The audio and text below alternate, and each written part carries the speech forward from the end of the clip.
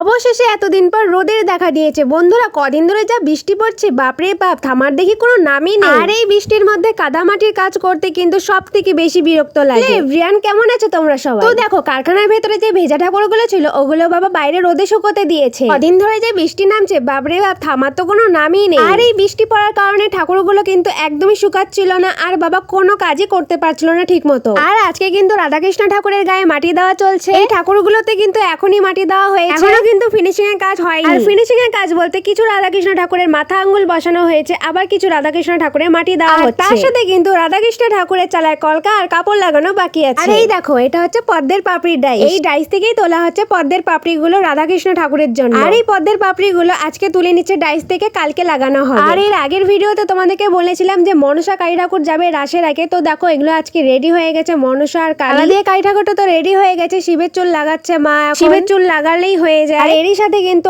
আরো একটা ছোট কালী ঠাকুর আছে, বাবা এখন চোখ আঁকাচ্ছে। আর এই ছোট কালী ঠাকুরের চুল লাগালেই কিন্তু এটা কমপ্লিট হয়ে যাবে। আমাদের মনসা ঠাকুরও কিন্তু পুরো রেডি হয়ে গেছে। একটু পরে নিতে চলে আসবে কালী আর মনসা ঠাকুর। তোমাদের সবচেয়ে বেশি কোন ঠাকুরটা ভালো লাগছে তোমরা কিন্তু অবশ্যই কমেন্টে জানিও। রাধাকৃষ্ণ ঠাকুরের সাথে কিন্তু অষ্টসখী আছে, বেনা বাঁধার কাজ হয়ে গেছে আর এখন মাটি লাগানো হবে। আর এই ঠাকুরগুলোর সাথে আবার গোপাল আছে, আবার নরসিংহ ঠাকুরও আছে, এগুলোর বাবা এখন বেনা বাঁধছে। আর এর সাথে আবার রাধাকৃষ্ণ ঠাকুরের মাথা তোলা হচ্ছে ডাইস থেকে। আর তোমরা এর আগের ভিডিওতে তোমাদের নামগুলো নিতে বলেছে, তো আজকে এই ভিডিওতে তোমাদের নামগুলো নিতে পারছি না, এর পরের ভিডিওতে তোমাদের নামগুলো এক এক করে নিয়ে নিব। তোমাদেরকে জানাই অসংখ্য ধন্যবাদ আমার ভিডিওগুলো দেখার জন্য। আর আজকের মতো ভিডিও আমি এতটাই রাখছি, তো দেখা হবে কাল।